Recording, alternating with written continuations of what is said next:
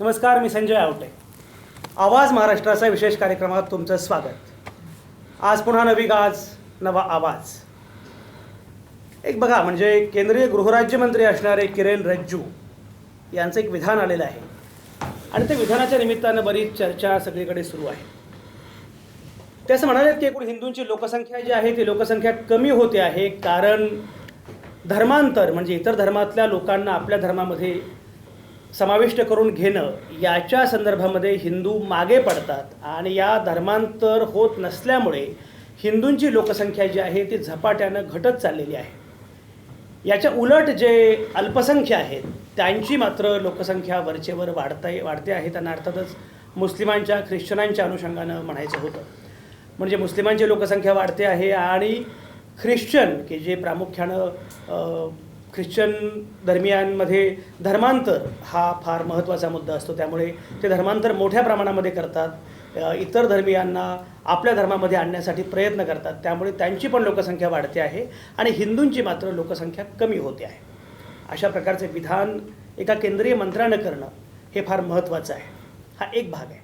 आणि त्याच्यानंतर त्याला ज्या प्रकारे पाठिंबा मिळाला, म्हणजे राष्ट्रीय स्वयंसेवक संघ असेल किंवा सुब्रमण्यम स्वामी असतील, या दोन्ही म्हणजे संघटना असेल RSS किंवा सुब्रमण्यम स्वामी, त्यांनी ज्या प्रकारची विधानं केलेली आहेत ती विधानं जर बघितली, म्हणजे सुब्रमण्यम स्वामींनी तर असं म्हटलेलं आहे की मुळामध्ये भारतामध्ये हिंदू बहुसंख्य आहेत आणि म्हणूनच भारतामध्ये लोकशाही सक्षम आहे. जर भारतामध्ये हिंदू बहुसंख्या नसते तर भारतामध्ये लोकशाही असली नसती. अशा प्रकारचं विधान सुब्रमण्यम स्वामींनी केलेलं आहे. RSSनं पण त्याला पाठिंबा दिलेला आहे. या सगळ्या विधानानंतर जरा ही चर्चा करणं फार महत्त्वाचं आहे, कारण गेल्या 2-2.5 वर्षांमध्ये सातत्यानं धर्मांच्या पायांवरची चर्चा वाढलेली आहे आणि त्यामध्ये प्रामुख्यानं हिंदू धर्म कसा श्रेष्ठ आहे, उदार आहे आणि बाकीचे धर्म कसे अनुदार आहेत किंवा काय अशी चर्चा होत असते. एखाद्या धर्माचं व्यक्तिमत्व, एखाद्या धर्माचं औदार्य, मोकळेपण सांगायला हरकत काहीच नाही. म्हणजे हिंदू धर्म हा त्या अर्थानं किताबी नाही, पुस्तकी नाही, त्यामध्ये बदलायला संधी आहे. अशा प्रकारचं हिंदू धर्माचं कौतुक करायला, गुणवैशिष्ट्य मांडायला हरकत काहीच नाही. पण असं म्हणत असताना ज्या पद्धतीनं इतर धर्मांवर, इतर धर्मियांवर तोंडसुख घेतलं जातं, टीका केली जाते, हल्ला केला जातो, त्याच्यामुळे एकीकडे असं म्हणायचं की हिंदू हे उदार आहेत, मोकळे आहेत, हिंदू धर्म हा मोकळा आहे, उदार आहे, पण पुन्हा हिंदूंचा मूलतत्ववाद, फंडामेंटलिझम निर्माण करण्याचा प्रयत्न करायचा. म्हणजे समजा हिंदू धर्मियांना असं वाटत असेल, त्यातल्या काही लोकांना, की अमुक एक धर्म हा उदार नाही आहे, अमुक एक धर्म हा बंदिस्त आहे आणि हिंदू धर्म मात्र उदार आहे. समजा हे हिंदू धर्माचं वैशिष्ट्य आहे असं वाटत असेल तर ते वैशिष्ट्य अधिक अधोरेखित करायला पाहिजे. त्याच्याऐवजी त्याला पुन्हा मूलतत्ववादी, पुन्हा फंडामेंटलिस्ट असं करण्याचा प्रयत्न होतो की काय. म्हणजे समजा एखाद्या धर्मामध्ये औदार्य नसेल तर त्या धर्माला अधिक उदार करणं किंवा त्या धर्मानं अधिक उदार होणं हे त्याच्यावरचं उत्तर आहे. हिंदू धर्मानं पुन्हा अधिक कडवं होणं, अधिक अनुदार होणं हे काही त्यावरचं उत्तर असणार नाही. पण तरीही अलीकडच्या कालावधीमध्ये अशी टीका केली जाते, अशी चर्चा केली जाते आणि प्रामुख्यानं लोकसंख्येचा मुद्दा वारंवार चर्चेला जात असतो. त्यामुळे हिंदू धर्मामध्ये 10 मुलं जन्माला घातली पाहिजेत असं ते लोक सांगत असतात की ज्यांनी लग्नच केलेलं नाही आहे. पण या प्रकारची चर्चा की आपली लोकसंख्या कमी होत चाललेली आहे आणि इतर धर्मियांची लोकसंख्या वाढत चाललेली आहे, लोकसंख्या वाढवण्यासाठी आपण काहीतरी केलं पाहिजे, हा एक मुद्दा नेहमीच असतो. सुब्रमण्यम स्वामींनी त्याला एक आणखी त्यात भर घातलेली आहे. ती भर अशी आहे की भारतामध्ये प्रामुख्याने हिंदू बहुसंख्या आहेत आणि म्हणून भारतामध्ये लोकशाही आहे. जणू काही भारताच्या लोकशाहीचं श्रेय हे हिंदूंना आहे. म्हणजे पाकिस्तानचा पाकिस्तान झाला, तो मूलतत्ववादी झाला, फंडामेंटलिस्ट झाला, याचं कारण तो लोकशाहीपासून दुरावला. असं म्हणताना अनेकदा आपल्याकडे लोकांना सवय असते की ते पाकिस्तानमध्ये मुस्लिम होते त्यामुळे अशी गडबड झाली. पण पाकिस्तानमध्ये जर मुस्लिम होते त्यामुळे ही गडबड झाली असेल तर मग पुन्हा पाकिस्तानची फाळणी का झाली, बांगलादेश वेगळा का झाला? जर पाकिस्तानचा पण धर्म मुस्लिम आहे, बांगलादेशचा पण धर्म मुस्लिम आहे, त्यामुळे ही चर्चा धर्माच्या पलीकडे घटनात्मक स्तरावर, लोकशाही मूल्यांच्या स्तरावर करायची की नाही, हा खरं म्हणजे सगळ्यात महत्त्वाचा प्रश्न आहे. पण एनिवेज ही जी विधानं आहेत त्या विधानांच्या अनुषंगानं आपल्याला आज बोलायचं आहे. मी मागाशी म्हटल्याप्रमाणे किरेन रिजिजू यांचं विधान आहे, सुब्रमण्यम स्वामींचं विधान आहे, RSSनं दिलेला पाठिंबा आहे आणि या सगळ्यांच्या अनुषंगानं मला जी चर्चा करायची आहे आणि या चर्चेचं शीर्षक मी मुद्दाम जे ठेवलेलं आहे ते शीर्षक आहे हिंदूंची लोकशाही.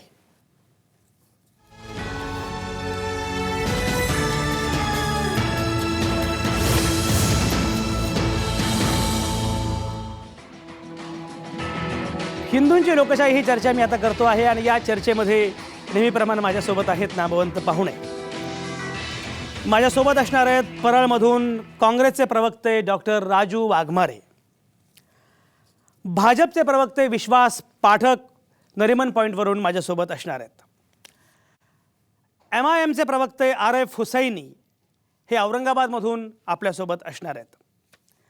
हिंदू जनजागृती समितीचे प्रवक्ते असणारे सतीश कोचरेकर माझ्या शेजारी बेलापूर स्टुडिओमध्ये बसलेले आहेत.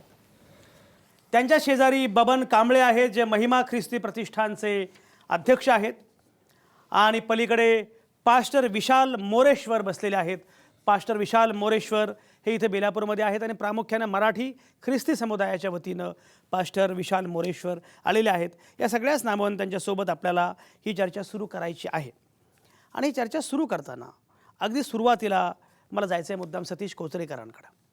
सतीश कोचरेकर, हिंदू जनजागृती समितीच्या वतीनं तुम्ही इथं आलेले आहात आणि ज्या प्रकारचं विधान आहे आणि त्या विधानाला पुन्हा पाठिंबा म्हणून जी विधानं आलेली आहेत, कसं बघताय, काय म्हणणं आहे?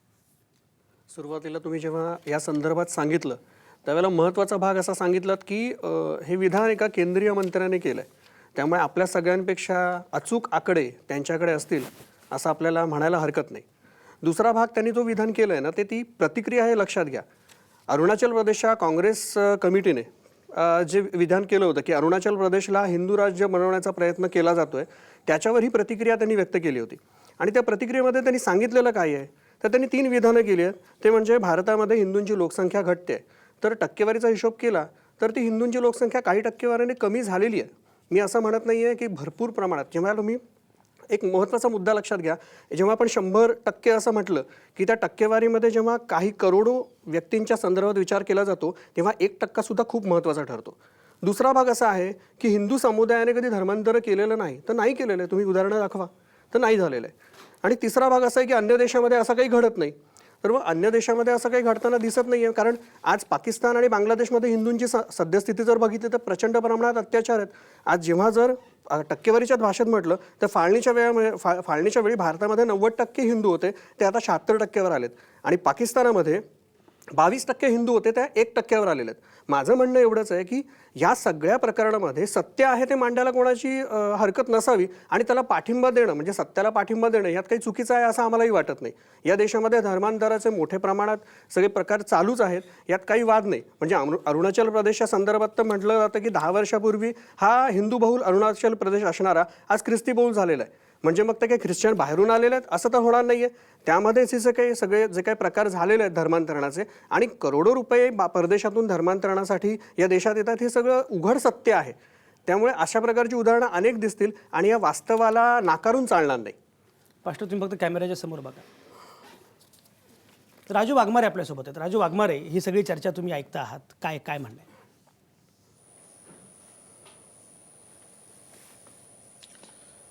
नाही संजयजी, म्हणजे बीजेपीचे मंत्री आणि बीजेपीच्या सगळ्या साध्वी, बीजेपीचे धर्मगुरू आणि बीजेपीचे सगळे नेते सो कॉल्ड यांना वास्तवतेपासून दुसरीकडे लोकांना घेऊन जायचं आणि धर्माच्या नावाने लोकांना गुंगवून ठेवायचं, विकासाच्या मुद्द्याकडे कोणाचं लक्ष केंद्रित न होता त्यांचं लक्ष धर्माच्या नावावर लक्ष केंद्रित करायचं, अशा प्रकारचा खेळ या बीजेपीनी सत्तेवर आल्याच्या आधीपासून मांडलेला आहे आणि आता तर त्यांचं हे प्रमाण जास्त झालेलं आहे.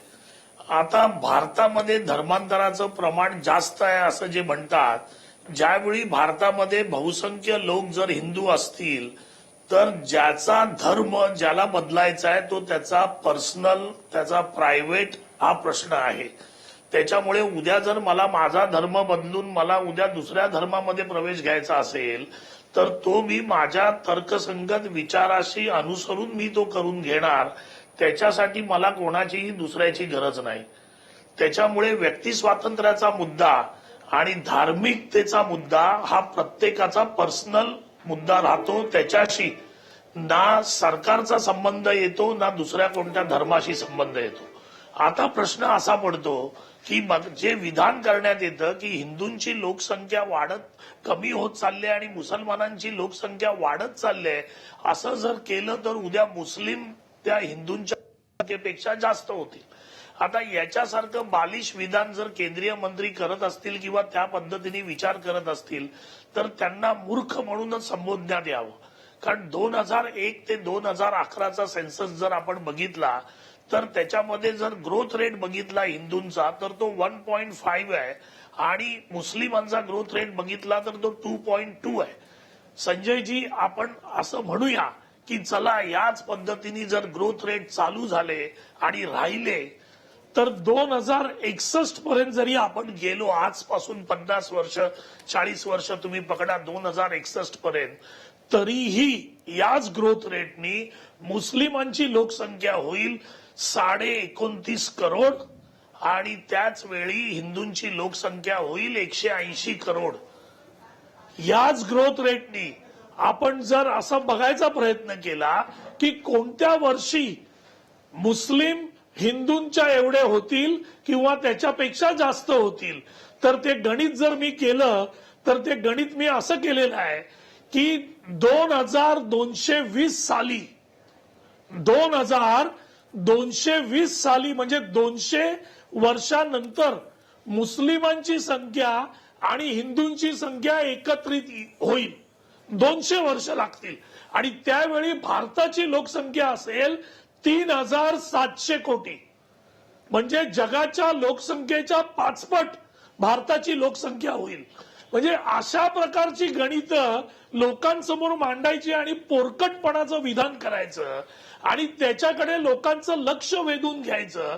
कारण ज्या पक्षाची आयडिओलॉजी ही धर्मावर आधारित आहे, ज्या पक्षाने धर्माशिवाय दुसरं राजकारण केलेलं नाही, ज्या पक्षाचा विकासाशी संबंध नाही, 1990 पासून 2016 पर्यंत रामाच्या नावावर ज्यांनी राजकारण केलं, धर्माधर्मामध्ये फूट पाडून ज्यांनी हिंदूंचं ध्रुवीकरण करण्याचा प्रयत्न केला, त्या बीजेपी कडून आपण धर्म सोडून दुसरी कोणती अपेक्षा करू शकतो. आणि ज्यावेळी अशा प्रकारचे कडवे हिंदू म्हणजे संपूर्ण हिंदू धर्माला जर आपण दोष देण्याचा प्रश्नच येत नाही, कारण असे लोक किती आहेत, तर हे जे कडवे हिंदू आहेत, हे कडवे हिंदू संपूर्ण हिंदू धर्माला बदनाम करण्याचा प्रयत्न जर कोण करत असतील तर हे बीजेपी मधले कडवे हिंदू. कारण यांच्या डॉक्टर राजू वाघमारे तुमचा मुद्दा पोहोचलाय. राजू वाघमारे तुमचा मुद्दा पोहोचलाय. विश्वास पाठक नरेंद्र मोदी एकीकडे सांगतायत धर्माच्या आधारावर राजकारण करू नका आणि धर्माच्या आधारावर या प्रकारचे विभाजन हे अतिशय वाईट आहे, गैर आहे, अशा प्रकारे पंतप्रधान नरेंद्र मोदी सातत्यानं सांगत असतात. तरीसुद्धा त्यांच्याच मंत्रिमंडळातले अनेक मंत्री अशा प्रकारची विधानं करतात. आता हे जे विधान आहे या विधानाविषयी सुब्रमण्यम स्वामींनी तर नंतर पुढे जे काही म्हटलेलं आहे की भारतामध्ये हिंदू बहुसंख्या आहेत म्हणूनच भारतामध्ये लोकशाही तग धरू शकली, लोकशाही पुढे जाऊ शकली. या सगळ्या विधानांबद्दल तुम्हाला असं वाटतं का की अशी विधानं केली नसती तर बरं झालं असतं? विश्वास पाठक काय म्हणणं आहे?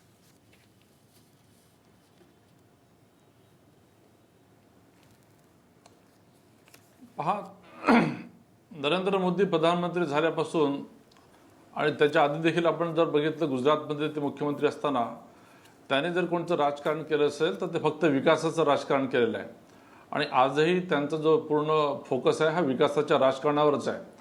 आजची आपण चर्चा जी घडून आणलेली आहे यात थोडंसं आपण तथ्य आधी जाणणं आवश्यक आहे की अरुणाचल प्रदेश काँग्रेस कमिटीने आता सध्या निवडणुकीचे वारे आहेत आणि सर्वत्र राज्यांमध्ये निवडणुकी होणार आहे आणि काँग्रेसला आपली हार ही आधीच दिसते आहे. त्यामुळे त्यांनी हे घडवून आणलेली एक चर्चा असं मी म्हणेल.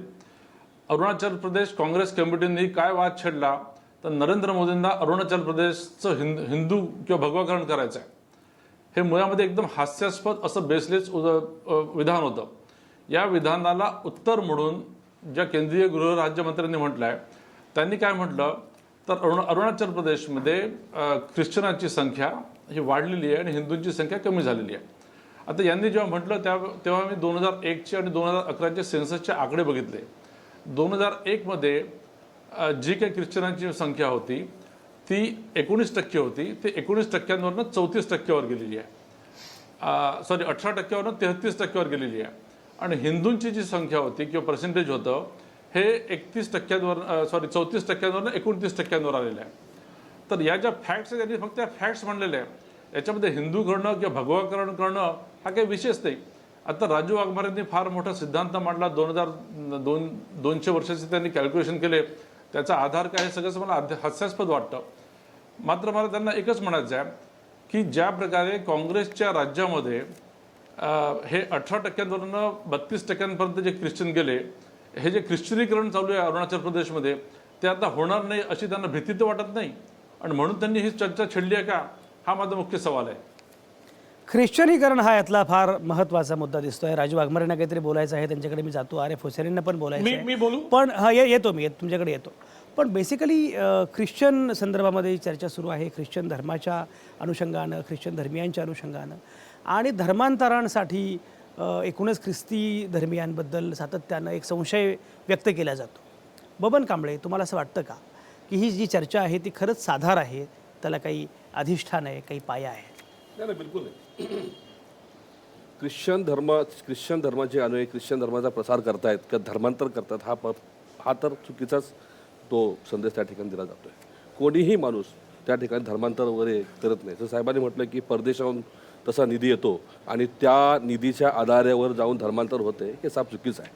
कुठल्याही प्रकारचा धर्मांतर करण्याकरता किंवा ख्रिश्चन धर्माचा प्रसार करण्याकरता परदेशात कुणालाही पैसा येत नाही.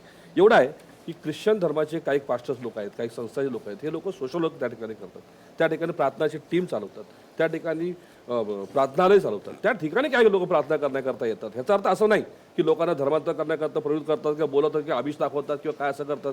हे फार चुकीचं आहे. आणि या लोकशाहीच्या ह्या देशामध्ये काही लोक बोलत असतात धर्मांतर होतं किंवा धर्मांतरावरती बोलणं किंवा धर्मावरती बोलणं ठीक आहे, पण एखादं लोकप्रतिनिधी असं करणं बोलणं की एवढे टक्के लोक ह्या ठिकाणी हिंदू लोक झालेत, एवढे टक्के लोक मुस्लिम झालेत. या देशाच्या इतिहासामध्ये आपण बघितलं, आता हिंदू लोक कमी झाले, हिंदू लोक जनसंख्या कमी झाले हे आपण म्हणतात. या ठिकाणी या देशाच्या राजकारणामध्ये हिंदू लोकप्रतिनिधी किती आहेत हे बघा आपण. या देशाच्या राजकारणात ख्रिश्चन लोकप्रतिनिधी किती आहेत, सिस्टममध्ये लोकप्रतिनिधी किती आहेत. या देशाच्या राजकारणात पंतप्रधान कधी याचपर्यंत ख्रिश्चन माणूस झाला का, मुस्लिम झाला का? झाला ना. हिंदूच लोकांनी राजकारण त्या ठिकाणी केलं ना. परंतु ह्या एक हिंदू राजकारण करतोय का, हिंदूची लोकसंख्या वाढली का, ख्रिश्चन वाढत आहेत का, धर्मांतर होत आहे का? आणि माझं असं म्हणणं आहे की जर ज्या ठिकाणी धर्मांतर जबरदस्ती होत असेल तर त्याला आपली सरकार त्या ठिकाणी आहे, आपण त्याला पाय घालू शकता, आपण त्याला आळा घालू शकता. कोण जर जबरदस्ती करत असेल त्याने तक्रार तशी करावी. पण तसं काय होत नाही आहे. असं उद्धार करणं हे चुकीचं आहे आणि लोकसेवा जर कोण करत आहे त्याला तशी मदत देखील सरकारने केली पाहिजे, हे माझं म्हणणं आहे. आरिफ हुसैनी, काय म्हणणं आहे तुमचं? दीजिए 1 मिनट के अंदर मैं अपनी पूरी बात रख दूंगा कि मरकजी वजीर किरण रिजिजू जी का जो बयान है, उन्होंने ये बयान जो है तो बहुत ही कॉन्स्टिट्यूशन के खिलाफ और इस देश को तोड़ने वाला बयान दिया है और उसके ऊपर सोने पर सुहागा सुब्रमण्यम स्वामी ने और जलती में तेल का काम कर दिए. साफ सीधा बोलना ये है, हमारा मजलिस इत्तेहादुल मुस्लिमीन का ये बोलना है कि किरण रिजिजू जी मरकजी वजीर है, ना तो ये कोई हिंदू समाज के ठेकेदार है और ना ही कोई हिंदू समाज के सेकुलर है. अब हिंदू समाज के ताल्लुक से उनका ये बोलना है कि माइनॉरिटी लोग जो है तो पूरी तरीके से इसके अंदर जो प्रचार करके लोगों को धर्म परिवर्तन करते, इसके लिए उनकी संख्या बढ़ जा रही है, उनकी संख्या कम हो जा रही है. 1 मिनट का टाइम चाहूंगा साहब. डॉक्टर बाबा साहब अम्बेडकर ने जो घटना लिखी है, उस घटना के अंदर आर्टिकल 25 के अंदर साहब खुले लफ्जों के अंदर जैन मजहब को, सिख मजहब को, बुद्धिस्ट मजहब और दलित मजहब को हिंदू करार दिया है, हिंदू माइनॉरिटी करार दिया है. तो ये गैर जिम्मेदार वजीर जिनको अपने एक्ट के और पर देश के कॉन्स्टिट्यूशन की मालूमात नहीं है, तो ये क्या इस एक्ट के खिलाफ की बात कर रहे हैं क्या? ये रिजिजू जी का बयान जो है तो देश को तोड़ने वाला और देश के खिलाफ का बयान नहीं है. तो इनके ऊपर तो फौरन जो है तो गुनाह दायर होना चाहिए और इनको मरकजी वजीर के पद से फौरन बर्खास्त कर देना चाहिए. इनका बयान सिर्फ पॉलिटिकल बयान है, ये कोई मजहबी आदमी नहीं और मजहब से इनका कोई लेना देना है नहीं. मैं एक बात पूछता हूं साहब कि अगर दलित समाज का कोई आदमी अगर वो अपना धर्म परिवर्तन करना चाहता है तो अगर वो जैन समाज के पास में गया तो क्या जैन समाज उसको तस्लीम करता है क्या? अगर वो मराठा समाज के पास जाता है तो क्या वो उसको तस्लीम करते हैं क्या? अगर वो साहब ब्राह्मण समाज के पास में जाता तो क्या वो उसको तस्लीम करते हैं क्या? मेरा बोलना बड़ा साफ है साहब कि इन जगह से मायूस होने के बाद में जब वो जाता है क्रिश्चियन मशीनरी के पास जाता है, या तो बुद्धिस्ट होता है, नहीं तो फिर इस्लाम का अध्ययन करने के बाद वो मजहब इस्लाम कबूल करता है। नंबर एक बात साहब, मजहब इस्लाम को जब वो कबूल करता है तो मजहब इस्लाम को वाहिद मजहब है कि हम बराबरी का दर्जा देते हैं, पवित्र मक्का मदीना को साथ लेके जाते हैं, हज के अंदर साथ में लेके जाते हैं, उसको मदीना मौजमा की जो तो पूरी जियारत कराते हैं। और हिंदू समाज के लोग तो मंदिरों में नहीं आने देते, मंदिरों में आने के बाद में साहब पूरे मंदिरों को पवित्र करते। तो रिजू जी जैसे लोग, ये सुब्रमण्यम स्वामी जैसे लोग, परसों के दिन विनय कटियार ने भी ऐसी बेहुदा बात की। तो ये जैसा जैसा इलेक्शन आता है साहब, ये जानबूझ के पोलराइज करने के लिए, देश को बांटने का, ध्रुवीकरण की राजनीति के वास्ते ऐसे बयान देते हैं। इनके पास में दूसरा और कोई एजेंडा नहीं है। अब माइनॉरिटी का हास्यास्पद बात है साहब ये कि माइनॉरिटी जो है तो प्रचार करके मेजोरिटी को माइनॉरिटी बना ले रही है। तो ऐसा कौन सा चमत्कारी प्रभाव है हमारे पास में? और ऐसा बहलाने फुसलाने से थोड़ी कोई बनता है। तो ये साहब ये कानून की धज्जा उड़ा रहे हैं, ये एड की और ये कौन है साहब? ये कानूनी, ये मरकज के केंद्रीय मंत्री है, और ये जो है तो जिम्मेदार आदमी गैर जिम्मेदारी के भाषण दे रहे हैं। तो ऐसे इनका वजीर, इनका जो मंत्री पद निकालना चाहिए और इनके ऊपर फौरन गुन्हा दाखिल करना अरे चाहिए। बारे ये तुमचा ऐसे तुमचा मजलिस की तुमचा मुद्दा पोहोचला. अरे तुमचा मुद्दा पोहोचला. सतीश कोचरेकर, काय काय म्हणणं आहे तुमचं? नाही, आधी सगळ्यांनी माहिती घ्यावी. रिजिजू हे जे आहेत ते हिंदू नाही आहेत, ते बौद्ध आहेत. हां, त्यामुळे त्यांनी हिंदू धर्माची बाजू घेऊन काहीतरी राजकारण करण्याचा प्रयत्न केलेला नाही. सुरुवातीलाच त्यांचं वक्तव्य असं आहे की प्रतिक्रिया आहे, आणि काँग्रेस कमिटीचं जे वक्तव्य आलं होतं हिंदू राष्ट्रासंदर्भात, सुरुवात काँग्रेसने केली होती. ठीक आहे. दुसरा भाग असा, काँग्रेसचे पंतप्रधान माननीय मनमोहन सिंग, माजी पंतप्रधान, त्यांनी वक्तव्य केलं होतं की या देशाच्या संपत्तीवर पहिला अधिकार मुसलमानांचा आहे. त्यावेळेला कुठे झोपले होते सगळे? त्यावेळेला कोणी प्रतिक्रिया द्यायला आलं नाही.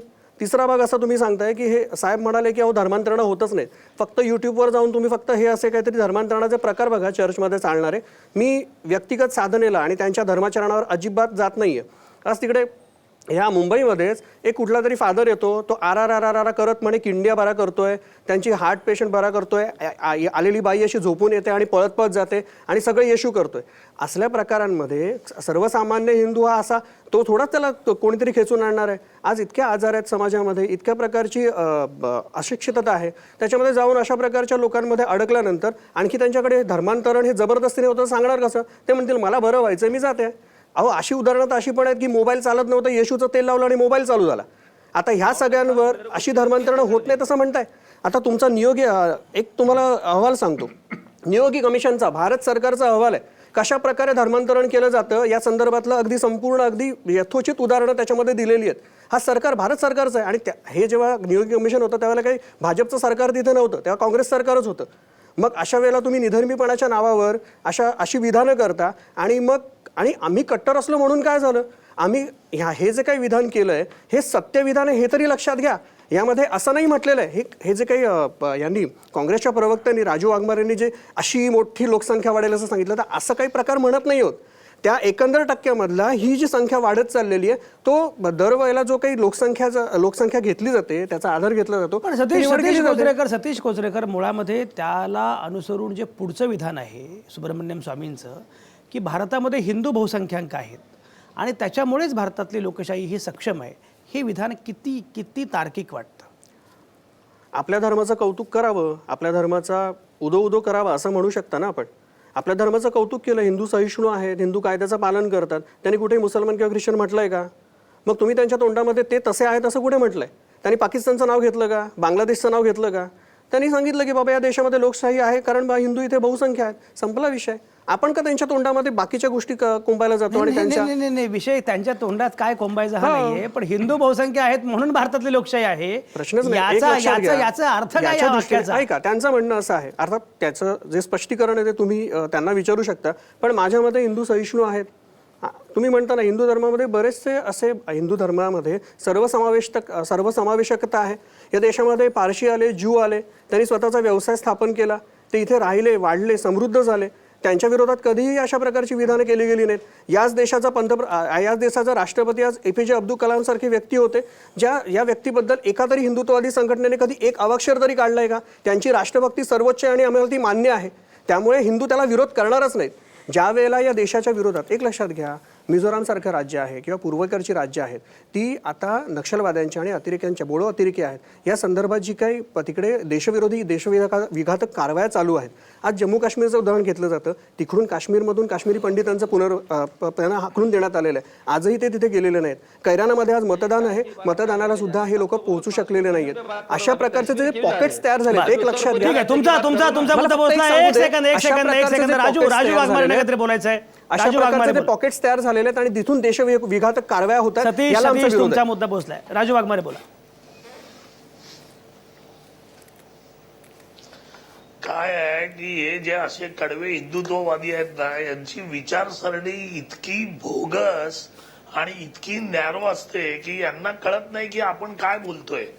आता मगाशी मी जे कॅल्क्युलेशन केलं माझे मित्र फाटक साहेब म्हणाले फाटक साहेब 2 आणि 2 म्हणजे 4च होणार. मी जी तुम्हाला कॅल्क्युलेशन सांगितली ती पूर्णपणे गणिताच्या आधारावर होती. आता प्रश्न दुसरा उपस्थित होतो की काँग्रेसचे लोक असं म्हणाले असं फाटक साहेब म्हणतात आणि कोचरेकर म्हणतात. काय आहे की RSS ची संकल्पना आहे की भारताला हिंदू राष्ट्र आम्ही हिंदुस्थान बनणार आम्ही पूर्ण भारत हिंदूमय करणार ही जी संकल्पना आहे ती RSS ची आहे. RSS कोण आहे तर RSS बीजेपीची पितृ संस्था आहे. RSSच्या आयडियोलॉजीवर RSSच्या संपूर्ण गोष्टीवर आज बीजेपी चालते. आणि जर RSSची ही संकल्पना आहे की पूर्ण भगवीकरण आणि पूर्ण राष्ट्र आपल्याला हिंदू करायचं आहे तर मग त्याच्यामध्ये जर काँग्रेसने सांगितलं की भगवीकरण होण्याचा प्रयत्न जास्त प्रमाणात होतोय तर याच्यात वावगं काय. कारण तुम्हीच तर मोठमोठ्याने तोंड बोंबलून सगळ्यांना सांगताय की आम्हाला हे गोष्ट करायची आहे म्हणून. तुम्ही कधी भारत किंवा इंडिया हा शब्द वापरत नाही, तुम्ही हिंदुस्थान हा शब्द वापरता. म्हणजे तुमची जी वाघमारेजी तुम्ही काहीतरी हा नवीन शोध लावलाय वाटतं. हा नवीन शोध लावलाय. अनेक अशा नेत्यांच्या म्हणजे काँग्रेस सोडून अनेक नेत्यांच्या तोंडामध्ये भारत हा शब्द बऱ्यापैकी असतो. असं कधी झालेलं नाही की फक्त हिंदुस्थान म्हटलं जातं. त्यामुळे हा नवीन शोध तुमच्याकडून ऐकायला मिळाला आम्हाला. तुम्हाला या देशाचं हिंदू राष्ट्र करायचं आहे हे खरं आहे. हे मी बीजेपीच्या बाबतीत एक सेकंद राजू वाघमारे एक सेकंद. राजू वाघमारे एक सेकंद. तुमचा जो मुद्दा आहे राजू वाघमारे एक सेकंद. सतीश कोचरेकर मला सांगा तुम्हाला मुळामध्ये भारताचं रूपांतर हिंदू राष्ट्रामध्ये करायचं आहे असं जे म्हणतात ते खरं आहे का. 100% सत्य. आणि आम्ही वाहिन्यांवर सातत्याने हे सांगत आलेलो प्रसारमाध्यमांना सांगित आलेलं की आम्हाला हिंदू राष्ट्र करायचं पण तुम्हाला हिंदू राष्ट्र करायचं असेल ऐका फक्त त्याच एका वाक्यावर मला बोलू द्या फक्त पुढे. तुम्हाला हिंदू राष्ट्र करायचं असेल तर तुमच्या हिंदू राष्ट्रामध्ये RF हुसैनी बबन कांबळे किंवा आमचे पास्टर यांना काही जागा असणार आहे का. डॉक्टर APJ अब्दुल कलामांना आम्ही आमच्या राष्ट्राचं संपूर्ण आणि सर्वोच्च पद दिलं. यानंतर आम्हाला काय सांगायला लागतं. तुम्ही काय दिलं हा मुद्दा नाहीये. हिंदू राष्ट्र काय हिंदू राष्ट्र काय नाही. बबन कांबळेंचं म्हणणं असं आहे उद्या बबन कांबळे असं म्हणतील की या देशाचं ख्रिश्चन राष्ट्र करू आणि तरी कोचरेकरांना आम्ही आमदार करू. याला अर्थ काय. एक लक्षात घ्या हिंदू राष्ट्र करणं हिंदू राष्ट्र करणं ही कल्पना काय आहे मुळात. एक लक्षात घ्या सर्वसामान्यपणे भाग असा आहे ना की ज्या वेळेला तुम्ही निधर्मीपणाची संकल्पना रुजवताय आणि अल्पसंख्याकांचं लागणूचलन करताय आणि देशाची कुठेतरी हानी त्याच्याबद्दल आपण नंतर बोलू. तुम्हाला हिंदू राष्ट्र तुम्हाला तुमचे मुद्दे मी सगळे सविस्तरपणे बोलू देतो. एक सेकंद राजू वाघमारे एक सेकंद. तुमचे मुद्दे तुम्ही सांगतो त्या लांगोळ चालनाबद्दल आपण बोलू. पहिल्यांदा मुद्दा असा आहे की लांगोळ चालन केलं किंवा न केलं हा मुद्दा वेगळा आहे. सतीश कोचरेकर तुम्हाला भारताचं हिंदू राष्ट्र करायचं आहे का. हो 100%. विश्वास पाठक तुम्हाला हे मान्य आहे का भाजपला हे मान्य आहे का भारताचं रूपांतर हिंदू राष्ट्रामध्ये करायचं आहे. किंबहुना तर हिंदू राष्ट्रच आहे. विश्वास पाठक काय म्हणणं आहे.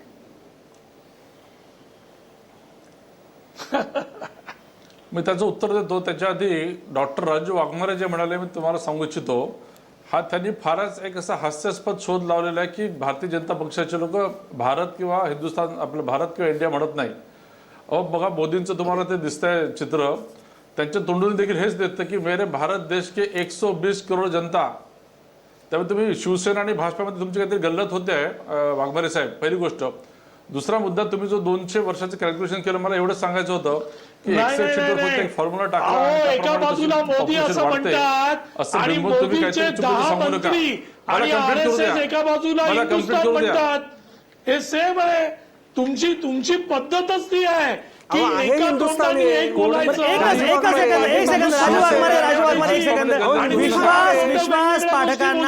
विश्वास पाठकांना बोलू द्या. मला ब्रेक घ्यायचा आहे. विश्वास पाठक, फक्त मला एकच सांगा, आपण नंतर विस्तारानं बोलू. सतीश कोचरेकर म्हणतायत की हे हिंदू राष्ट्र आहे, आम्हाला हे हिंदू राष्ट्र करायचं आहे. भाजपला ही भूमिका मान्य आहे का?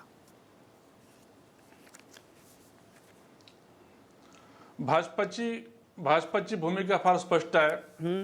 हा जो आमचा भारत देश आहे, या भारत देशाला आपल्या संविधानाच्या चौकटीमध्ये आणि विकासाच्या मुद्द्यावर घेऊन देशाला हे हिंदू राष्ट्र नाही, एवढं हे हिंदू भारतीय राष्ट्र जनता नाही, पक्षाची भूमिका आहे. हे हिंदू राष्ट्र नाही अशी भाजपची कल्पना आहे. बरोबर विश्वास पाठक हे हिंदू राष्ट्र नाही अशी भाजपची कल्पना आहे. बरोबर विश्वास पाठक? नाही, तुम्ही बघा निवडणुकीच्या हा बोला ना. हे हिंदू राष्ट्र नाही, हा भारत आहे आणि याच्यामध्ये सगळे धर्म आहेत, सगळ्या धर्मांना सारखं स्थान आहे अशी भाजपची भूमिका आहे की नाही? मी फार स्पष्टपणे भूमिका मांडलेली आहे. स्पष्टच बोला, की आमचं स्पष्ट जे बोला. सरकार आहे हे संविधानाच्या चौकटीमध्ये राहून हा. या देशाला विकासाच्या मुद्द्यावर नेऊन जगद्गुरू बनवायचं आहे. नाही जगद्गुरू जाऊ द्या. आता तुम्ही विश्वास उत्तर पाठक द्या. विश्वास या पाठक इलेक्शनच्या जगद्गुरू पिरियडमध्ये वगैरे त्याला ऐका तुम्ही उगाच गुरुगुरू नका. माझा मुद्दा काय की भारत हे हिंदू राष्ट्र नाही तर हे धर्मनिरपेक्ष असाच देश आहे. ही भूमिका भाजपला तुम्हाला मान्य आहे का? किती साधा प्रश्न आहे, किती स्पष्ट मुद्दा आहे. बोला बघू. नाही, प्रश्न साधाने मला आवडते साहेब. तुम्ही मला सांगा की तुम्ही हिंदू राष्ट्र म्हणजे काय अपेक्षित आहे आमच्या दृष्टीने? ऐका भारत देश सतीश संविधानामध्ये कोचरेकर जो म्हणतायत की हे हिंदू राष्ट्र भारत देश आहे. सतीश कोचरेकर म्हणतायत हे हिंदू राष्ट्र आहे. तुम्ही मला सांगा हे हिंदू राष्ट्र आहे की नाही? काय चर्चा कशाला करायची? हे हिंदू राष्ट्र नाही, हे सगळ्या धर्मांचं राष्ट्र आहे, हे मान्य आहे का? नाही, तुम्हाला हिंदू राष्ट्र म्हणजे काय डेफिनेशन काय हिंदू राष्ट्राची सांगा. तुम्ही सांगा मला. साहेब, सांगा काय यांनी मला सांगितलं हिंदू राष्ट्राची कल्पना, यांना विचारा. तुम्हाला मला एक सांगा, मीच मला साधा प्रश्न, डेफिनेशन काय? भारत हे नक्की कसलं राष्ट्र आहे? तुमची कल्पना काय? जगद्गुरू वगैरे सोडून द्या, भारत हे नक्की कसलं राष्ट्र आहे?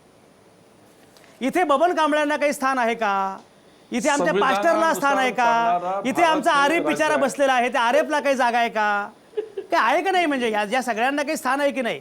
आपलं APJ अब्दुल कलाम एक नाव घेतलं की बाकी सगळे उद्योग करायला हे मोकळे. ते APJ अब्दुल कलाम आम्हाला सांगू नका. APJ अब्दुल कलाम आम्हाला सांगू नका. ऐका एक सेकंद, ऐका. माझं उलट मत आहे. तुम्ही भारत हिंदू राष्ट्र करून मुस्लिम पंतप्रधान केलात तरीही ते आम्हाला चालणार नाही. मुद्दा आहे तो तुम्ही भारताची व्याख्या करण्याचा. नाही, भारताच्या संविधानाला चालणार नाही. आपण संविधानिक नैतिकतेबद्दल बोलतो आहोत, एक लक्षात घ्या. आपण घटनात्मक बोलतो आहोत. स्वतःला डॉक्टर बाबासाहेब आंबेडकरांपेक्षा अतिशहाणे समजणाऱ्या व्यक्तींनी 70च्या दशकामध्ये निधर्मीपणा हा जो शब्द या संविधानात आणला आणि या संविधानाचा गाभा पालटून टाकलेला आहे. त्यामुळे उगाच त्या गोष्टीमध्ये पडू नका.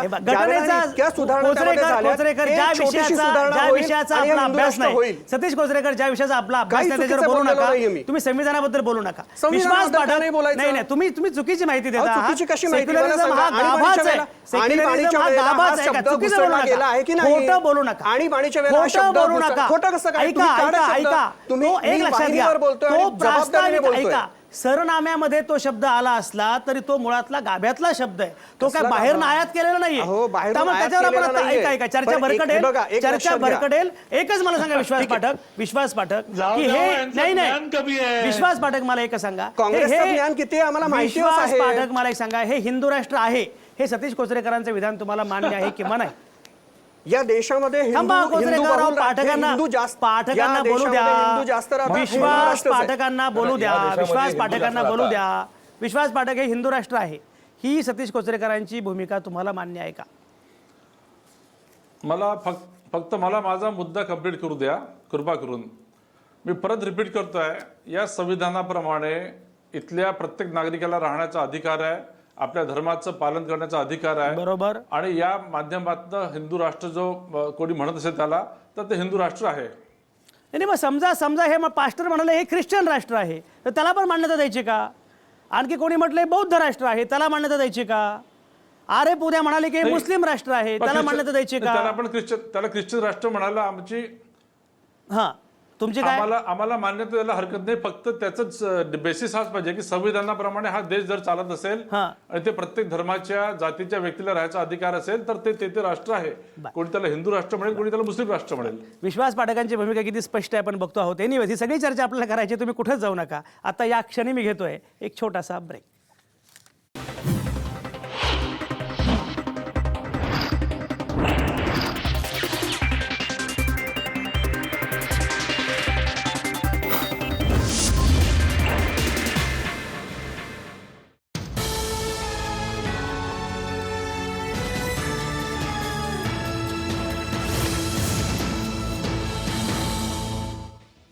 तुमचं पुन्हा एकदा स्वागत. हिंदूंची लोकशाही याच्यावर आपण चर्चा करतोय. एक केंद्रीय मंत्री असं म्हणतो की मुळामध्ये हिंदूंची लोकसंख्या जी आहे ती झपाट्याने घटते आहे आणि अल्पसंख्य समुदाय जो आहे त्याची मात्र लोकसंख्या वाढते आहे. लोकसंख्येच्या अनुषंगानं समजा एखादं विधान कोणी केलं तर त्याबद्दल काही चर्चा होऊ शकते, शास्त्रीय आधारावर चर्चा होऊ शकते. कोणाची लोकसंख्या वाढते, कोणाची कमी होते याच्यावर होऊ शकतं. धर्मांतराबद्दलही मुद्दा होऊ शकतो. पण सुब्रमण्यम स्वामी त्याला जोडून पुढे जे म्हणाले त्यावर आत्ता मला या भागामध्ये प्रामुख्याने चर्चा करायची आहे. सुब्रमण्यम स्वामी असं म्हणाले की मुळामध्ये हिंदूंच्या आधारावर भारतातली लोकशाही टिकून आहे. भारतामध्ये हिंदू बहुसंख्य आहेत आणि म्हणून भारतातली लोकशाही तग धरून आहे. याचा अर्थ भारतातल्या लोकशाहीशी हिंदू बहुसंख्या असल्याचा संबंध आहे, अशी जी मांडणी आहे त्याच्याबद्दल बोललं पाहिजे. कारण लोकशाही विकसित करण्यासाठी इथे जो काही संघर्ष झाला, स्वातंत्र्ययुद्ध, त्यानंतर की सगळी चळवळ, बरं हे विधान इतकं म्हणजे आंतरविरोधाने भरलेलं आहे. मला गंमत अशी वाटते की भारतातली लोकशाही असं आपण जेव्हा म्हणतो तेव्हा त्या लोकशाहीचा पाया काय, तर राज्यघटना. बरोबर. ही राज्यघटना भारताला ज्या माणसानं दिली त्याने हिंदू धर्म सोडला आणि तरी आपण असं म्हणतो आहोत की हिंदू बहुसंख्य आहेत म्हणून भारतातली लोकशाही तग धरून आहे. हे विधानच मुळामध्ये किती आंतरविरोधपूर्ण आहे. त्यामुळे याला खरं तर ही चर्चा म्हणजे हे हिंदू धर्माच्या बाजूने किंवा विरोधामध्ये अशी मला चर्चा करायची नाही. मुद्दा असा आहे की याला धर्माचं वळण द्यायचं काही खरं म्हणजे कारण नाही, अशी टीका होत असताना त्या विधानाच्या निमित्तानं आपण आत्ता बोलतो आहोत हिंदूंची लोकशाही. आरेफ हुसैनी ज्या प्रकारची चर्चा मागापासून सुरू आहे, कसं बघताय, काय म्हणणं आहे? साहब ये जो लोग हैं ना, जो मैं पहले भी कह चुका हूँ कि जो लोग ये बातों को उठा रहे हैं और ये बातों को एंड टाइम पर उठा रहे हैं, इसका साफ मतलब है कि ये ध्रुवीकरण की राजनीति कर रहे हैं. ये उत्तर प्रदेश, अब आरेफ हुसैनी यांच्या ध्रुवीकरणाच्या राजकारणाचा फायदा तुम्हीच घेताय. यांनी ध्रुवीकरण करायचं हिंदूंचं, तुम्ही ध्रुवीकरण करायचं मुस्लिमांचं. त्याच्यामुळे काय हे चाललंय काय? हाँ, एक मिनट. आवटे साहब, आपने इतनी अच्छी बात अभी वो भाजपा के प्रवक्ता को पूछी कि ये राष्ट्र हिंदू है कि नहीं है, उसका उत्तर दिए क्या उन्होंने? आप पूछे ना साहब, उसका उत्तर दिए क्या? दूसरी बात ये है कि ये भाजपा के लोग और इनके अलायंस पार्टनर जितने हैं, ये सर पे कपड़े की टोपी पहन के निकलते और बोलते इसको हीरो का ताज बोलो. अब लोगों ने नहीं बोले तो बोलते तुम पागल है. सामने वालों को पागल बनाने निकलते. हमारा बोलना बड़ा साफ है साहब कि ये सारे समाजों का देश है, सारे समाज इसका आदर करते हैं और यही इसकी खूबसूरती है. यही खूबसूरती लगे. और हम साहब, हम कहीं भी पावर में नहीं है. हम कहां पर धर्म की राजनीति करेंगे? कहां पर, कौन सी स्टेट में हम पावर में, बताइए. हम तो इंसाफ की बात करते. ये लोगों की गलतियों को लाके पूरे राष्ट्र के सामने, पूरे प्रदेश के सामने रखने की कोशिश करते. ये चंद लोग. अभी साहब आपने इतना अच्छा सवाल करे, भाजपा के प्रवक्ता ने जवाब इसलिए नहीं दिया कि उत्तर प्रदेश के अंदर अभी जो इलेक्शन बाकी है. अब उनको मालूम उत्तराखंड में इलेक्शन बाकी है. अगर ये बोलते हिंदू राष्ट्र है तो प्रॉब्लम थी, नहीं है बोलते तो प्रॉब्लम थी. तो ये मौका परस्त की राजनीति करते हैं लोग. और ये जितने लोग बात करते हैं, सुब्रमण्यम स्वामी कोई हिंदू के ठेकेदार नहीं है, किरण रिजिजू जी कोई हिंदू के ठेकेदार नहीं है. साहब मेरा बोलना बड़ा, 1 मिनट के अंदर मैं अपनी बात को खत्म करता हूं कि साहब मेरा बोलना बड़ा सीधा है कि आर्टिकल 18 डॉक्टर बाबा साहब अंबेडकर ने संविधान के अंदर ये पूरे देशवासियों को और जितने मजहब को मानने वाले लोग हैं, इनको ये इजाजत दी है कि वो धर्म का प्रचार कर सकते, वो धर्म का अपने जो तो बात कर सकते, अपने धर्म की बात को रख सकते. तो ये लोग क्या उसके खिलाफ जाने वाले हैं क्या? हिंदू राष्ट्र की बात कर रहे हैं, हिंदू राष्ट्र, हिंदू राष्ट्र, हिंदू राष्ट्र. तो साहब इनकी वाक्य क्या है वो भी तो पूछ लो. हिंदू राष्ट्र का डेफिनेशन क्या है ये भी तो खुला बोलो. आप वही सवाल पूछ रहे, वो उसका जवाब नहीं दे पाते. ये सिर्फ अरे तुमचा मुद्दा पोहोचला. राजू वाघमारे, ही जी चर्चा आहे की प्रामुख्यानं हिंदू बहुसंख्य आहेत त्याच्यामुळे भारतातील लोकशाही टिकून आहे, तग धरून आहे, हे जे विधान आहे कसं बघताय?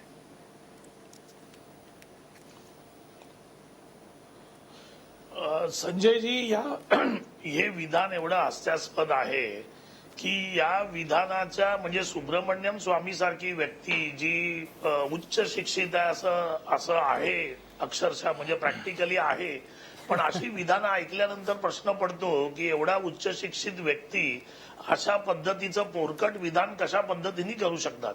कारण लोकशाहीची जर व्याख्या करायचा प्रयत्न केला तर सर्वांना समान वागणूक, सर्वांचे समान अधिकार आणि सगळ्यांना एकत्र घेऊन समानतेने चालण्याची वाटचाल, याचा हा लोकशाहीचा गाभा आहे.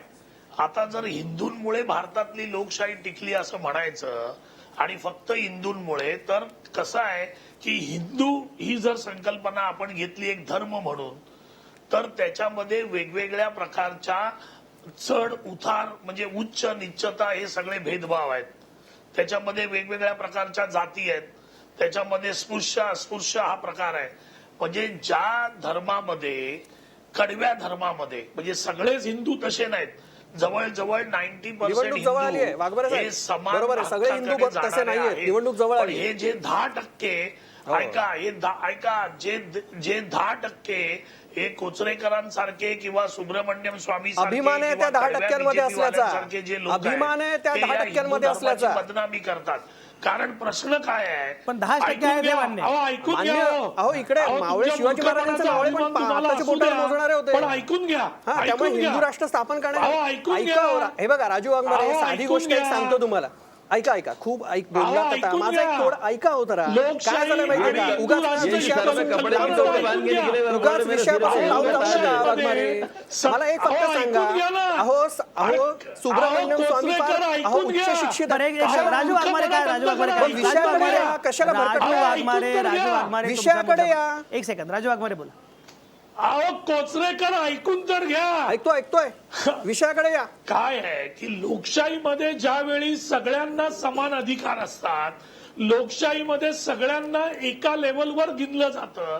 पण जर हिंदू धर्माचा विचार केला, कडव्या हिंदू धर्माचा, तर ज्या जातीपाती आहेत त्याच्यामध्ये स्पृश्य अस्पृश्य भेद आहे, उच्च नीच हा भेद आहे, वर्ण आहेत त्याच्यामध्ये क्षत्रिय शूद्र ब्राह्मण. अभ्यास आणि करा मग वाघमारे, ज्या धर्मामध्ये अभ्यास करा उच्च हो. निश्चित आहे, कसे काँग्रेसवाले ज्या 60 वर्ष लोक मूर्ख त्या बनवतात धर्माला भारतीय मानतात, जनतेला? ते लोकशाहीला कसं कसे मूर्ख मानतील? बनवताय तुम्ही सगळ्यांना? जर थोडासा लोकशाहीमध्ये अभ्यास तरी समज केला आहे, असता बोलताना. तर या आता याच जातीवर इतकी वर्ष सत्ता घेताय ना तुम्ही. या जातीपातीच्या राजकारणावर इतकी वर्ष सत्ता घेताय. तुम्हाला काय वाटतं वाघमारे, तुम्हाला काय वाटतं मला सांगा. अहो वाघमारे, तुम्ही म्हणताय सगळे समान आहेत. मुसलमानांना जेव्हा तुम्ही हज यात्रेसाठी अनुदान देता त्यावेळेला हिंदूंच्या पैशातून देता. हिंदूंच्या यात्रेला कसं अनुदान देता तुम्ही? कुठली राज्यघटना सांगते की मुसलमानांना अनुदान द्या? कुठली राज्यघटना सांगते? का काश्मीरी पंडितांबद्दल तुम्ही बोलत नाही? का त्या कैराण्यांच्या हिंदूंबद्दल तुम्ही बोलत नाही? अहो, काय एकांगी इतका जर शिकून प्रचार केलाय? एक सेकंद. काश्मीरी पंडित उलट अलीकडच्या काळात जास्त अस्वस्थ आहेत. हा मुद्दा सोडून द्या. पण ज्या वेळेला तुम्ही समानतेसाठी बोलता, ज्या वेळेला तुम्ही काँग्रेसने आयुष्यात कधी समानतेचं राजकारण केलं नाही, ते आम्हाला समानता शिकवतायत. नाही, एक लक्षात घ्या, काँग्रेसनं समानतेचं राजकारण केलेलं आहे किंवा नाही हे मुद्दा सोडून द्या. मुद्दा असा आहे की तुम्हाला समानता मान्य आहे का? ऐका, समानतेचं राजकारण कोणी केलंय सोडून द्या. काँग्रेस तुम्ही म्हणता ना क्षणभर वादासाठी, ऐका एक सेकंद, तुम्ही म्हणता वादासाठी आपण हे सगळं मान्य करू की काँग्रेसनं मुस्लिमांचं लांगुलचालन केलं, काँग्रेसनं विषमतेचं राजकारण केलं, भाजपनं तेच राजकारण सुरू ठेवलं. आपल्याला पक्षीय राजकारणाबद्दल बोलायचं नाहीच बोलायचं. आपला आता मुद्दा असा आहे की मुळामध्ये हा देश हिंदूंचा, हे हिंदू राष्ट्र हे मानायचं का? आणि जर हिंदू राष्ट्र मानायचं तर इतर धर्मियांनी काय करायचं? क्रमांक 1. आणि दुसरं म्हणजे राजू वाघमारे जे म्हणतात तो मुद्दा तेवढाच महत्वाचा आहे की हिंदू धर्मामध्ये मग सगळ्या जातींना तुम्ही समानतेची, सगळ्या वर्णांना समानतेची अशी वागणूक देणार का? संजयजी, मला प्रश्न कळला. मला फक्त लगेच पूर्ण करतो. या लोकशाहीमध्ये सगळ्या जातींना समानतेची वागणूक आहे का? सगळ्या धर्मांना समानतेची वागणूक आहे का? अहो नाहीये ना. एक लक्ष घ्या, तुम्ही लोकशाहीबद्दल तुम्ही बोलताय, संविधानिक याच्यानुसार वागणूक आहे. मग सगळ्यांना कुठे आरक्षणाच्या आधारावर तुम्ही प्रचंड प्रमाणात विषमता वाढवून ठेवलेली आहे. हा मुद्दा सोडून द्या. प्रॅक्टिकली काय चालतं त्याच्याबद्दल आपल्याला दाद मागता येते. पण लोकशाहीमध्ये स्पिरिट म्हणून, लोकशाहीचं मूल्य म्हणून सगळे समान आहे. 10 वर्षासाठी आरक्षणाचा मुद्दा जाऊ दे. एक छोटा मुद्दा आहे. व्यवहारामध्ये समानता नसेल तर त्याच्या विरोधात तुम्हाला आंदोलन करता येतं, तुम्हाला तुमच्या मागण्या मान्य करता येतात. पण लोकशाहीमध्ये प्रत्येक जण समान आहे. एनिवेज, पास्टर आपल्या सोबत आहेत. पास्टर परत मी पास्टरकडे मी आलोच नाही. पास्टर, मगापासून तुमच्या अगदी शेजारी बसलेले कोचरेकर साहेब म्हणतात की हे हिंदू राष्ट्र आहे. मला मगापासून चिंता अशी आहे की तुम्ही पास्टर इथे बसून करताय काय? हे हिंदू राष्ट्र आहे, तुम्ही भारतामध्ये तुमचं काम काय? मी मी मी भारत म्हणतोय, ते त्याला हिंदुस्थान म्हणतील. पास्टर तुम्ही काय करायचं इथे? हिंदू राष्ट्र म्हणून जी व्याख्या माझे बंधू मानता आहेत त्या त्यांच्या व्याख्येशी मी सहमत नाही. हिंदू राष्ट्रामध्ये प्रत्येक धर्माला आपला धर्म पाळण्याचा अधिकार आहे. संविधान त्याला तशी परवानगी देते. आणि ख्रिस्ती समाजाविषयी मी असं म्हणेन की ख्रिस्ती समाज हा प्रेमाचा धर्म आहे, हा क्षमेचा धर्म आहे. आणि ख्रिस्ती समाज हा भारताच्या संविधानाच्या आणि अधिकारांच्या अधीन आहे. हे भारत सरकारच्या अधीन राहणारा हा ख्रिस्ती समाज आहे. त्यामुळं आम्हाला कुठल्याही इतर समाजाशी तोलू नये. आणि ख्रिस्ती समाज हा नेहमी भारतीय सरकाराच्या बरोबर राहणारा आहे, त्यांच्या अधीन राहणारा आहे, राष्ट्रप्रेम करणारा आहे. आमच्या सगळ्या चर्चेसमध्ये, आमच्या सगळ्या प्रार्थना सभांमध्ये आम्ही देशासाठी प्रार्थना करतो. हे मला सांगायचं. सारे एक्झॅक्टली आरेफचा मुद्दा असा आहे की तुमच्या धर्माचा काय प्रश्न आहे? सगळ्याच धर्मांचा मुद्दा आहे. आरेफ माझा मुद्दा असा आहे की यांनी सांगितलं की आम्ही राष्ट्रप्रेमी आहोत. भारतामध्ये आहात म्हणजे तुम्ही राष्ट्रप्रेमी प्रत्येक जणच असतो. मुळात याच राष्ट्रातून त्या ISIS-मध्ये भरती होणारे तरुण गेलेले तिकडून, त्यामुळे प्रत्येक जण राष्ट्रप्रेमी असं सांगता नाही येतो. राजू वाघमारे जरा आयसिस बद्दल आणि या सगळ्याबद्दल राष्ट्रभक्तीबद्दल जरा सांगा बरं. राजू वाघमारे बोला. अरुणाचल प्रदेश जेव्हा आपण बोलत आहात, राजू वाघमारे साहब और बीजेपी के प्रवक्ता वो जिस दृष्टि से देख रहे, जिस चश्मे से देख रहे, बस उसको मान लो पड़े, दूसरों की बात मानने को तैयार नाही. तुमचे चष्मे घातले तर हिंदू नसताना बोलत होतील. तुमच्या इकडून सांगितलं जातं, ओवेसी म्हणतो की म्हणे 15 मिनिटं पोलिसांना अटवा, हिंदूंना संपून टाकू. अशा भाषा करतात. एकदम गलत बात कर रहे हैं, एकदम गलत बात कर रहे हैं. आप मुद्दे पे बात करो, बघा युट्यूबवर मुद्दे पे बात करो, मुद्दे पे आप गलत बात कर रहे हैं. आप नेशनल चैनल पे बैठ के झूठ बोल रहे हैं. आपको स्टडी नहीं है, आप गलत बात कर रहे हैं. वाघमारे साहब गलत बात कर रहे हैं. सांगतो, ज्या छत्रपती शिवाजी महाराजांच्या राष्ट्रामध्ये प्रत्येकाला अरे आप शिवाजी महाराज की बात छोड़ो. शिवाजी महाराज तुम्हारे अकेले की जागीर नहीं है. छत्रपती शिवाजी अरे महाराज शिवाजी महाराज आपके अकेले की जागीर नहीं है. आप समझो मेरी बात को. त्यामुळे एक लक्षात घ्या, मी फक्त वो हमारी भी जागीर है, सबकी जागीर है. तुम अकेले जागीर उनका हाथ मत पकड़ो. त्यांचं म्हणणं शिवाजी महाराज जेवढे हिंदूंचे आहेत तेवढेच मुस्लिमांचे आहेत. छत्रपती शिवाजी महाराजांना जो व्यक्ती मानतो त्या प्रत्येकाचे शिवाजी महाराज आहेत. त्यांच्यावर श्रद्धा असेल तर प्रत्येकाचे. त्यामुळे छत्रपती शिवाजी महाराजांनी ज्या प्रकारे हिंदू राष्ट्राची स्थापना केली, हिंदवी स्वराज्याची स्थापना केली, तशी आम्ही हिंदू राष्ट्राची स्थापना करणार. आपको पुरावा देने क्या जरूरत है? त्यामुळे बोलायची आवश्यकता नाहीये. मान सम्मान है हमको. या राष्ट्रामध्ये आतंकवाद्यांच्या अंत्ययात्रेला लाखोंनी गर्दी होते. हे राष्ट्रप्रेम आहे मत करो. आप इधर एक लक्षात घ्या, एक कोचरेकर एक लक्षात घ्या, गांधींचा खून ज्यानं केला त्याला पंडित आणि हुतात्मा म्हणणारे लोक इथे आहेत. आहेत ना. मग आम्ही त्याला ये वाघमारे साहब जैसे लोग उसका मंदिर बना के उसकी पूजा करने वाले लोग. अहो हे बघा, आता काय माहितीये, जास्त तोंड उघडायला लावू नका. मग दारुल इस्लाम आणि दारुल हल्ककडे आलो की नंतर पळताभुई थोडी होईल. त्यामुळे एक लक्षात घ्या, अजून खूप आतमध्ये गेलं तर फार वाद निर्माण होतील. त्यामुळे उगाच वादाबद्दल काय म्हणणं नाही. राजू वाघमारे, सतीश एक सेकंद, राजू वाघमारे काहीतरी बोलायचंय. सतीश एक सेकंद, एक सेकंद जरा शांत व्हा सगळे. राजू वाघमारे बोला. आरिफ भाई मैं बात नहीं कर रहा था, कोचरेकर जी बात कर रहे थे. बोला राजू वाघमारे बोला. नका करू. सॉरी मेरे को लगा वही बात कर रहे. नाही कसं आहे की ज्यांनी महात्मा गांधींचा खून केला, राष्ट्रपित्याचा, 60 वर्षात ह्याच मुद्द्यावर मतं मागितली. 60 वर्षात गोडसे काय सुटले नाहीत गांधींपासून. जयंती म्हणजे गोडसेंचे प्रेमी विसरतील पण हे विसरणार नाहीत. राजकारण याच्यावरच चालणार. आत्ताच बोला. बापू के हत्या, राष्ट्रपिता के हत्यारे बोला. नथुरामाची मंदिरं तुम्ही बांधायला हत्यारे आम्ही नाही बांधली. अहो माहिती घ्या. आम्ही नाही बांधली. पूजा करने की बात करते हैं. एक लक्षात घ्या, ज्याप्रमाणे तुम्ही एक सेकंद सतीश कोचरेकर एक सेकंद, राजू वाघमारे एक सेकंद, ज्याप्रमाणे तुम्ही मंदिरं बांधली नाहीत त्याचप्रमाणे ISI दहशतवाद वगैरे याचा या कोणाशी संबंध नाहीये ना. जेव्हा चर्चा करतो आहोत आपण तेव्हा तुम्ही याच मुद्द्यांबद्दल बोलला. या देशामध्ये राहणारा प्रत्येक जण राष्ट्रभक्त आहे.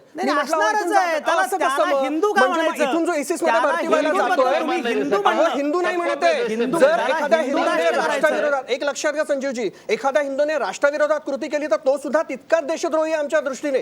त्यामुळे आम्ही असं जे काय म्हणतोय, मला राजू ही जी वाघमारे काय- राजू वाघमारे मुळात एक समजत नाहीये. देशभक्त मग कोण? नथुराम ऐका राजू वाघमारे देशद्रोही आहे का? राजू वाघमारे ऐका. देशद्रोही आहे का? तुम्ही मग हे आम्ही कबूल कशाला करता का सांगणार ते? नथुराम देशद्रोही आहे? अहो, तुम्ही त्याला देशद्रोही म्हटलंय का? ते म्हणताय नथुराम देशद्रोही आहे. सत्ता आहे. ते म्हणतात ऐका सतीश गोचरेकर विषयच नाही हा. सतीश गोचरेकर ते म्हणतात नथुराम देशद्रोही आहे. नथुराम ऐका एक देशद्रोही सेकंद. आहे. जगदीश कबूल करा. टायटलर देशप्रेमी होता, ज्याने शिखांचं हत्याकांड केलं. सतीश गोचरेकर मुद्दा काय? राजू वाघमारे एक सेकंद. एक सेकंद हा खुलासा अहो, ऐका हत्यांचा सतीश संदर्भ गोचरेकर नका जोडू. एक सेकंद हा खुलासा होणं आवश्यक आहे. उगाच सतीश कोचरेकरांच्या बद्दल गैरसमज नकोत. तुम्ही हे सांगा जाहीरपणे नथुराम गोडसे हा देशद्रोही होता. डॉक्युमेंट्स काय सांगतात?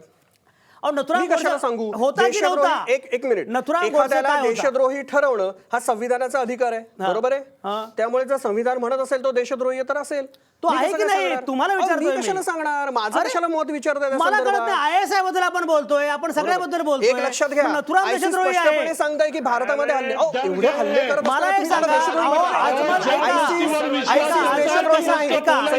ऐका. कसापासून अफजल गुरु पर्यंत सगळे देशद्रोही आहेत आपण म्हणतो की नाही? बरोबर आहे. मला एक सांगा, ऐका एक त्यांच्यावर गुन्हा कुठला दाखल झाला? एक सेकंद त्यांच्यावर देशद्रोहाचा गुन्हा दाखल झाला की नाही? नथुराम गोडसे देशद्रोही होता की नाही?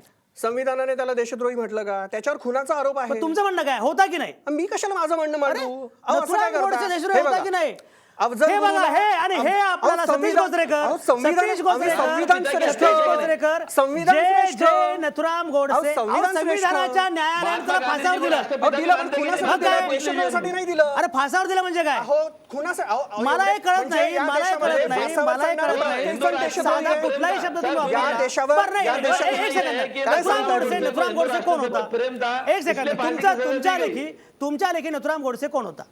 सर्वसामान्य व्यक्ती होता आणि देशभक्त होता ह्याबद्दल म्हणू शकतो.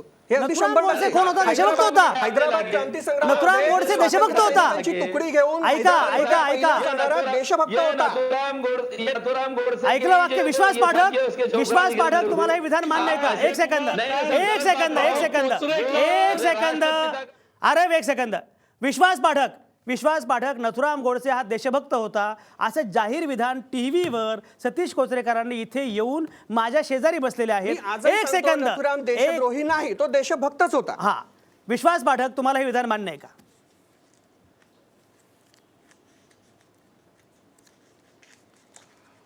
संजयजी, ही चर्चा तुम्ही नेहमी कुठेतरी परत इकडेच आणता. नाही कुठे आणता हा मुद्दा नाहीये. हा गंभीर मुद्दा आहे. हा गंभीर मुद्दा आहे. हा मुद्दा गंभीर मुद्दा आहे. तुम्हाला हे विधान मान्य आहे चर्चा का? काय असतं काय? हे विधान तुम्ही तुम्हाला हे मान्य आहे सारखं का? विचारून काय- हे काय विधान अचीव तुम्हाला करू मान्य आहे का? तुम्ही हे सारखं विचारून काय अचीव करता? हे विधान तुम्हाला मान्य आहे का? न्यूज चॅनल अहो न्यूज चॅनल मध्ये स्टुडिओ मध्ये माझ्या शेजारी बसून उत्तर दिलेलं आहे. माझ्या शेजारी बसून हे म्हणतायत की नथुराम गोडसे हा देशभक्त होता. संविधानाचा आधार घेऊन हे विधान मानायचं का? हा प्रश्न तुम्ही मला एकदा दोनदा विचारायला त्याचं उत्तर दिलेलं आहे बरं, तुम्हाला. तुमचं उत्तर काय आहे पुन्हा सांगा ना. मग काय चर्चा रंगवण्यासाठी अहो, चर्चा आपण दुसरीकडे हे करू नका. अनेकदा एक वाक्य एक मुद्दा तीनदा मांडतो. आता बोघामध्ये हा विषय आलेला आहे म्हणून तुम्हाला मी विश्वास पाठक विचारतोय. हे असं विधान नाही, तुम्हाला काय मान्य होईल का?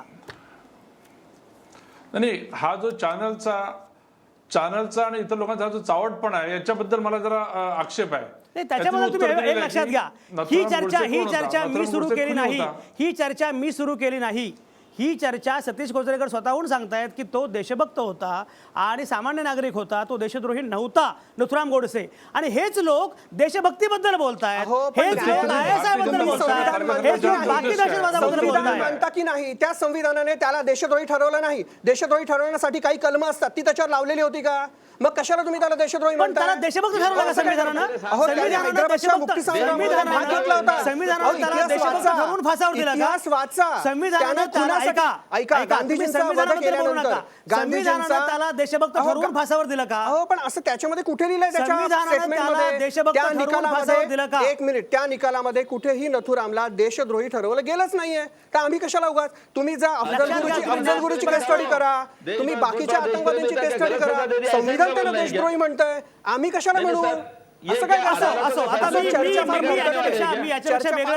मी याच्यापेक्षा वेगळं काही बोलण्याची आवश्यकता नाही. पण मुळामध्ये भारत हे हिंदू राष्ट्र आहे का या मुद्द्याबद्दल मौन आहे.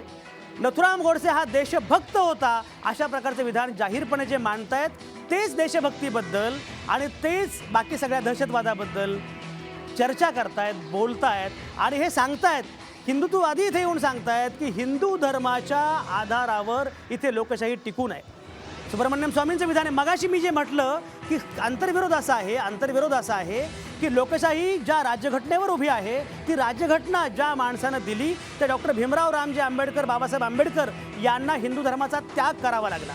याचा अर्थ मी कुठल्या धर्माच्या विरोधामध्ये बोलतोय असं नाही, पण मुळामध्ये धर्माच्या पायावर लोकशाहीची चर्चा होते आहे आणि म्हणून हे फार गंभीरपणे बोललं गेलं पाहिजे. हे फार महत्त्वाचं आहे. एनिवेज सगळ्याच नामवंतांचे अतिशय मनापासून आभार. आज थांबूया इथंच. पुन्हा भेटू उद्या रात्री 8 वाजता तुमच्या आतल्या आवाजासह. पाहत आणि ऐकत रहा आवाज महाराष्ट्राचा.